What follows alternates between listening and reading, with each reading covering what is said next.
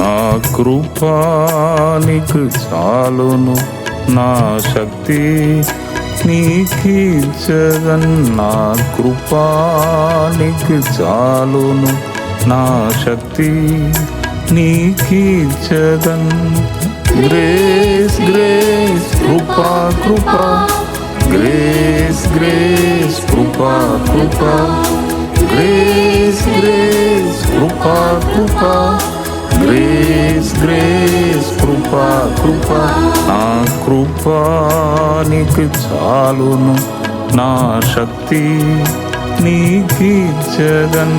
నా కృపా నీకు చాలును, నా శక్తి నీకిచ్చదన్. ఈ దినము మీకు వచ్చుచున్న మాట ఏమిటి అంటే, అద్భుతమైన వాక్కును దేవుడు మీకు అనుగ్రహించాడు. ఈ దినము యెషయా గ్రంథం 44:3 నేను దప్పిగల వాని మీద నీళ్లను, ఎండిన భూమి మీద ప్రవాహ జలములను కుమ్మరించెదను. నీ సంతతి మీద నా ఆత్మను కుమ్మరించెదను. నీకు పుట్టిన వారిని నేను ఆశీర్వదించెదను. పిల్లల మీద కొందరికి చాలా టెన్షన్ ఉంటుంది. ఇక్కడ ఏం చెప్పబడి ఉన్నది? నీకు పుట్టిన వారిని నేను ఆశీర్వదించెదను. తర్వాత కుమ్మరించెదను. దేవుడే కుమ్మరించగలడు. కుమ్మరించే వ్యక్తికి పెద్ద మనసు ఉండాలి. అంటే అందరికీ ఆ మనసు ఉండదు. ప్రభుత్వం కూడా ఏదో ఒకటి మనకు ఫ్రీ అని చేసి ఇంకొక దానిలో ఆ నష్టం అన్నిటినీ సమకూర్చుటకి ఇంకొక దానిలో రేటు పెంచుతుంది, ట్యాక్స్ పెంచుతుంది. చెప్తున్నాను, మనసారా నేను కుమ్మరించదను అనే మాట ఎవరు చెప్పలేరు. అది దేవుడే చెప్పగలడు. ఈ వాక్యంలో దేవుడు అలా చెప్తున్నాడు. మనం కూడా ఎవరికైనా భిక్షం ఇవ్వాలన్నా కూడా మన జేబులో ఉన్న నోట్లు అన్నీ తీసి చిన్న నోటు ఎక్కడ ఉండదో తీసి మనం 10 రూపీస్ అని తీసి వేస్తాం. అంటే ధారాళముగా ఇచ్చే మనస్సు సహజం, అది రాదు, అది సహజమే. తర్వాత ఉన్న జేబులో ఉన్న డబ్బులు అన్నీ తీసి భిక్షం అడిగే వారికి కుమ్మరించి తీసుకోపోయా అని ఎవరైనా అట్లా ఇస్తారా? ఎవరు ఇవ్వలేరు. కానీ దేవుడు ఏమంటున్నాడు? నేను కుమ్మరించదను అంటే చాలా గొప్ప మనసు ఉన్నవారే అది చేయగలుగుతారు, అందరు చేయలేరు. దప్పిగల వాని మీద నీళ్లను. దప్పి అనేది ఆత్మీయ జీవితంలో చాలా ముఖ్యమైనది. దప్పి గల వారి తప్పకుండా ఆత్మీయ దీవెనలు, కృపా వరములను, పరిశుద్ధాత్మ నింపుదల, అగ్ని అభిషేకం అన్నీ పొందగలరు కేవలము దప్పి. యేసు ఈ లోకంలో ఉన్నప్పుడు చెప్పాడు, దప్పి గలవారు రావలెను. దప్పి ఉంటేనే మీకు నేను పరిశుద్ధాత్మను నీళ్లను నేను ఇస్తాను. యోహాను సువార్త 19:28 దేవుడు కూడా అంటున్నాడు, ఈ లోకంలో ఒక నరుడుగా ఈ భూమికి వచ్చి శిలువ మీద వ్రేలాడుతూ ఆయన ఏమన్నాడంటే, దప్పి కొనుచున్నాను. దేవునికి ఈ 2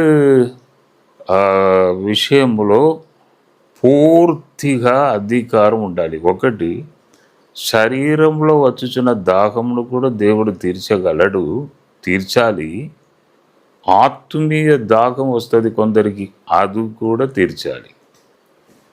మా తమిళనాడు మొన్న నేను వెళ్ళినప్పుడు రోడ్డు మీద చెప్పులు కూడా వేసుకోకుండా కొందరు చాలా భక్తితో, బట్టలు కూడా సరిగా లేదు, తల మీద మోస్తూ ఆ చెప్పులు కూడా లేకుండా అంత త్యాగంతో రోడ్డు మీద నడుస్తూ వెళుచున్నారు. భక్తి గలవారు మన దేశంలో చాలా ఎక్కువ, దేవుని మీద భక్తి గలవారు. చాలా ఎక్కువ. అంటే ఆత్మీయ దాహం నాకు ఏదైనా దొరకాలి. నా అంతరంగ జీవితంలో ఒక గొప్ప బ్లెస్సింగ్ నాకు రావాలని ఆశపడుచున్నవారు ప్రపంచం అంతటా చాలామంది ఉన్నారు. మన దేశంలో చాలామంది ఉన్నారు. కానీ దేవుడు ఆత్మీయ దప్పిను తీర్చగలడు. శరీరంలో వచ్చుచున్న దాహమును కూడా తీర్చగలడు. బైబిల్ గ్రంథంలో ఒక సంభవం ఉన్నదండి. ఇజ్రాయేల్ ప్రజలు అరణ్య మార్గంలో వెళ్ళినప్పుడు దప్పి కలిగినది. అది శరీరంలో వచ్చిన దప్పి. ఈ దప్పిను దేవుడు బండలో నుండి నీళ్లను రప్పించి వారి యొక్క దప్పిను తీర్చెను. శరీర దాహమును తీర్చగలడు, అదే సమయంలో ఆత్మీయ దాహమును కూడా తీర్చగలడు. దాహం చాలా కఠోరమైనది. దానిని అనుభవించిన వారికి తెలుసు. యేసు ఈ లోకంలో ఉన్నప్పుడు శిలువ మీద వేలాడుతూ దప్పికొనుచున్నాను అని చెప్పాడు. అంటే అప్పుడు ఆయనకు కలిగినది శరీర దాహమని నేను అనుకుంటున్నాను. కానీ ప్రభుకు కూడా ఆత్మీయ దాహం ఉన్నది, శరీర దాహం ఉన్నది. కానీ శిలువ మీద అయితే ఏం తినలేదు, త్రాగలేదు, చాలా వీక్ అయిపోయారు, దమ్ము లేదు, ఎండిపోవచ్చున్నది శరీరం, రక్తం కారుచున్నది.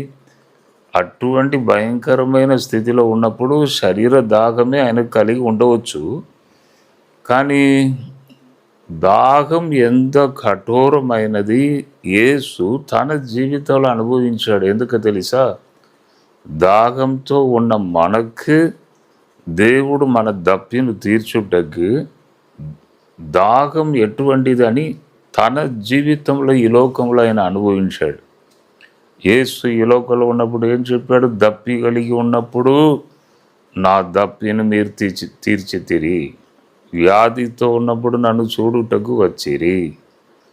దాహం మీరు నా తండ్రి మీ కొరకు సిద్ధపరిచిన రాజ్యంలోనికి వెళ్ళండి అని చెప్పాడు. కానీ ఇంకొక గుంపుతో ఏం చెప్పాడు? నేను దప్పితో ఉన్నప్పుడు నా దాహమును మీరు తీర్చలేదు, నేను వ్యాధితో ఉన్నప్పుడు నన్ను చూడుటకు రాలేదు. చూడండి, 10-12 సంవత్సరాలు హెల్త్లో చాలా కష్టపడ్డా. కానీ నేను ఆశపడుతూ ఉంటాను, ఎవరైనా ఫోన్ చేసి అయ్యా బాగున్నారా, హెల్త్ ఎట్లా ఉన్నది, బయట ఇలా చెప్పుకుంటున్నారు, మీరు చాలా సఫర్ అవుతున్నారని, మంచిగా ఉన్నారా సార్, బాగున్నారా, మీ కొరకు మేము ప్రార్థన చేస్తున్నాం అని చెప్పేవారు నాకు చాలా తక్కువ మంది కనబడ్డారండి. నా ఆశ మొత్తం వ్యర్థం అయిపోయినది. మంచిగా వాడబడుచున్న పెద్ద పెద్ద సేవకులు కూడా ఎప్పుడైనా ఒక ఫోన్ చేయరా అని నాకు ఆ దాహము, నా హృదయంలో ఉన్న దాహం అది వ్యర్థమైంది. ఎందుకంటే ఎవరు అడగలేదు. అందుకే మన కష్టమును, మన భారమును ఇంకొక వ్యక్తి భరించలేరు, మోయలేరు. దేవుడే మోయాలి. కాబట్టి నేను దప్పితో ఉన్నప్పుడు నా దప్పిను మీరు తీర్చారు, నేను వ్యాధితో ఉన్నప్పుడు నన్ను చూడుటకు వచ్చారు, రాజ్యంలో ప్రవేశించండి. నేను వ్యాధితో ఉన్నప్పుడు నన్ను చూడుటకు రాలేదు, దప్పితో ఉన్నప్పుడు నా దప్పిను మీరు తీర్చలేదు. కాబట్టి మీ కొరకు సిద్ధపరచబడిన అగ్ని, అక్కడ పురుగు సావదు, అగ్ని ఆరదు, అక్కడికి వెళ్ళండి అని యేసుప్రభు చెప్పాడు కదా ఈ లోకంలో ఉన్నప్పుడు. కాబట్టి ఆత్మీయ దాహం కూడా ప్రభులో ఉంటుంది, శరీర దాహం కూడా శిలువ మీద ఉన్నప్పుడు శరీర దాహం ఆయన అనుభవించాడు. దాహం అంటే ఆయనకు బాగా తెలుసండి. తర్వాత ప్రకటన 21:6లో దప్పికొనువానికి జీవ జలముల బుగ్గలో నుండి జలము నేను ఉచితముగా అనుగ్రహింతును. ప్రకటన 22:7లో 17లో దప్పికొనిన వానిని రానిము, జీవ జలమును ఉచితముగా పుచ్చుకొననిమ్ము. దావీదు ఏమంటున్నాడు తెలుసా? 42వ కీర్తన 2వ వచనంలో, నా ప్రాణము దేవుని కొరకు తృష్ణ కొనుచున్నది. తృష్ణ కొనుచున్నది అంటే దాహంతో ఉన్నాను, నా దేవుని కొరకు నేను దాహంతో ఉన్నాను. యోహాన్ 4వ అధ్యాయం 14వ వచనంలో, నేను ఇచ్చు నీళ్లు త్రాగువాడు ఎప్పుడు కూడా దప్పి కొనడు. అంటే ఈరోజు వాగ్దానం ఏమిటి? దప్పి గల వారి మీద నీళ్లును కుమ్మరించేదను. కుమ్మరించేది దేవుడని చెప్పాను. నరువులకు అంత గొప్ప మనసు లేదు, దేవునికి అంత గొప్ప మనసు ఉంది. ఆయన కుమ్మరించినప్పుడు ఎవరు తట్టుకోలేరు. ఆశీర్వాదములను కుమ్మరించినప్పుడు ఎవరు భరించలేరు, తట్టుకోలేరు. అలా ఉంటుంది దేవుడు కుమ్మరించినప్పుడు. అవును, దప్పి గొప్ప ఆత్మీయ దీవెనలను తీసుకొని వస్తుందండి. మన ప్రియులు డిజిఎస్ దినకరన్ గారు, వారి గురించి మీ అందరికీ బాగా తెలుసు, టీవీలో బాగా వచ్చేవారు. వారి యొక్క వాక్యమును ప్రజలందరూ ఇష్టపడేవారు. ఎందుకు ఇష్టపడేవారు? ఆయన పిలుపు గాయమును కట్టడం, హృదయ గాయమును కట్టడం. అది చాలా గొప్ప సేవ అండి. ఆ సేవను దేవుడు ఆయనకి ఇచ్చాడు కాబట్టి ప్రధానమంత్రి కానీ, ముఖ్యమంత్రి కానీ, దేశ ప్రెసిడెంట్ కానీ ఆ సందేశానికి తల వంచాల్సిందే. హృదయ గాయమును కట్టడం. అందరికీ ఉంటుంది హృదయంలో బాధ, గాయం. కాబట్టి వారు మాట్లాడుతుంటే ప్రతి మాట కూడా హృదయమును కట్టుతూ ఉంటుంది, బాగు చేస్తూ ఉంటుంది. హృదయ గాయమును బాగు చేస్తూ ఉంటుంది, సెట్ చేస్తూ ఉంటుంది. వారి యొక్క జీవిత చరిత్రను మనం చూసినట్లయితే దాదాపు 7 సంవత్సరాలు ఈ పరిశుద్ధాత్మ కొరకు ఆయన కనిపెట్టాడంట. దాహంతో ఉన్నాడంట. ఎన్ని సంవత్సరాలు? 7 సంవత్సరాలు. ప్రభువా, నీ శక్తి కావాలి, నీ ఆత్మశక్తి కావాలి అని ప్రార్థన చేస్తూ చేస్తూ చేస్తూ 7 సంవత్సరాలు ఆ అనుభవం అనుభవించలేదు. అప్పుడు ఒక దినము వారు కుటుంబ ప్రార్థన చేసినప్పుడు, ప్రభువా ఇస్తావా లేకపోతే నన్ను తీసుకుంటావా? ఇస్తావా లేకపోతే నన్ను తీసుకుంటావా అని బాగా గట్టిగా అడిగారంట. అంటే దానికి అర్థం ఏమిటి? దప్పిను వ్యక్తపరిచారు. ఇస్తావా లేకపోతే నన్ను తీసుకుంటావా అంటే తన దప్పిను వ్యక్తపరిచారు. కాబట్టి మీరు కూడా అలా అడగాలని నేను చెప్పట్లేదు, చెప్తున్నాను. ఆయనలో ఉన్న దాహం అలా అడిగారు. అప్పుడు దేవుడు ఆయనను బహుగా నింపాడు. 3 గంటల సేపు ప్రభు యొక్క ముఖం ఆయన ముందు అలాగే ఉన్నదండి.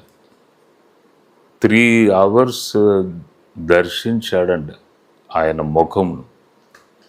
దేవుని పవర్ దిగొచ్చింది, దేవుని కృపావరములు దిగొచ్చినవి.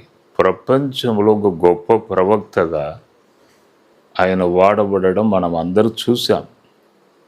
ప్రతి దేశంలో కూడా డిజిఎస్ దినకరన్ గారంటే ఒక మంచి విలువ మనము చూసాం. నేను ఎందుకు చెప్తున్నానంటే దప్పి ఆ పని చేసింది, అంత గొప్ప పనిని. సాధారణ దప్పి ఒక బీద కుటుంబంలో, ఒక చిన్న హౌస్లో వారు కుటుంబ ప్రార్థన చేస్తూ ఉంటే ఆ దప్పి ప్రపంచం అంతటా ఆయనను తీసుకొని వెళ్ళి వాడబడుటకు ఆత్మశక్తితో నింపబడి నిలబడుటకు ఆ దప్పి అంత పని చేసిందండి. కాబట్టి మనము కూడా దప్పితో అడుగుదాం. తప్పకుండా మీరు ఆత్మీయ బ్లెస్సింగ్స్ను మీ జీవితంలో తప్పకుండా మీరు పొందుతారు. కాబట్టి ప్రార్థన చేద్దాం.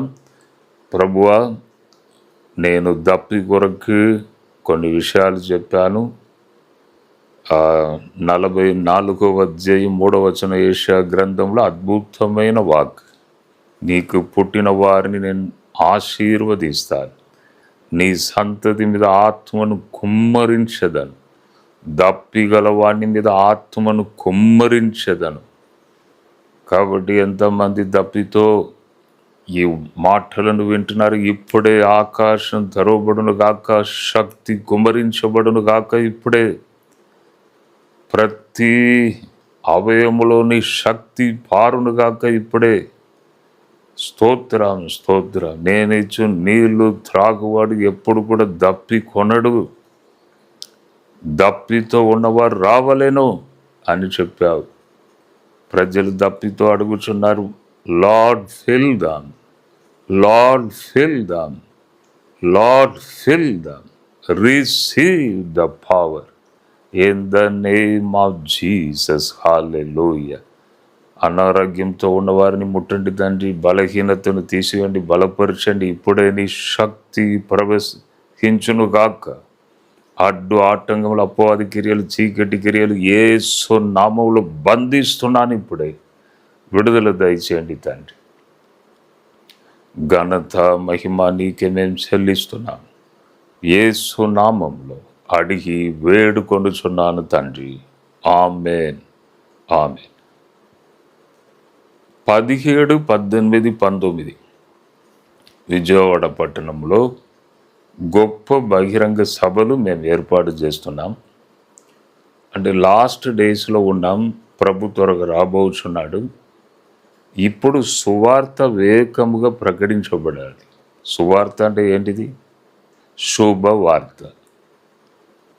త్రాగుడు అలవాట్లో బానిసలుగై కుటుంబాలు, వ్యక్తిగత జీవితంలో నష్టమైపోయి ప్రాబ్లంతో, కన్నీటితో ఇంకా బ్రతుకు లేదు, ఇంకా చనిపోతే మంచిదని లాస్ట్ స్టేజ్లో ఉన్నవారికి మంచి మాట ఏదైనా వస్తే ఎలా ఉంటుంది వారికి? అదే శుభవార్త. ప్రతి వ్యక్తికి శుభవార్త. నీకు మార్గం ఉన్నది, మళ్ళీ నిలబడతావు. నేను నిన్న కూడా హైదరాబాద్ జీసస్ కాల్స్, యేసు పిలిచిస్తున్నాడు, అక్కడ వాక్యం చెప్పుటకు నిన్న వచ్చాను. ఒక తల్లి అస్సలు నడవట్లేదు, ప్రేయర్ చేయగానే నడిచింది. ప్రేయర్ చేసిన తర్వాత కూడా నేను నడవలేనయ్యా, 1 ఇంచు కూడా నడవలేనయ్యా అని చెప్పింది. ప్రార్థన చేసిన తర్వాత మంచిగా నడిచింది. అంటే రోగులు, కష్టంలో ఉన్నవారు, బలహీనంతో ఉన్నవారు అందరికీ ఒక శుభవార్త. కాబట్టి ఎవరు మిస్ చేయకండి. 3 దినములు, 1 రాత్రి కూడా మిస్ చేయకండి. ప్రభు మీతో చక్కగా మాట్లాడతాడు. ధైర్యం తెచ్చుకోండి, రండి, కుటుంబంగా రండి. ఆ సన్నిధిలో మీరు కూర్చుంటేనే మీరు దీవించబడతారండి. కాబట్టి ఎవరు మిస్ చేయకండి. మీటింగ్లో రండి, ప్రభు మిమ్మల్ని దీవిస్తాడు. అన్ని ఏర్పాట్లు మంచిగా చేస్తున్నాం. చాలా ప్రజలు, మమ్మల్ని ప్రేమించే బిడ్డలు విజయవాడ పట్టణంలో ఉన్నారు. రండి, మేము ప్రేమతో ఆహ్వానిస్తున్నాం. ఏప్రిల్ 17, 18, 19 బిషప్ అజరయ్య స్కూల్ గ్రౌండ్లో జరుగుతున్నది. రండి, ప్రభు మిమ్మల్ని దీవించును గాక. God bless you, God bless you, God bless you.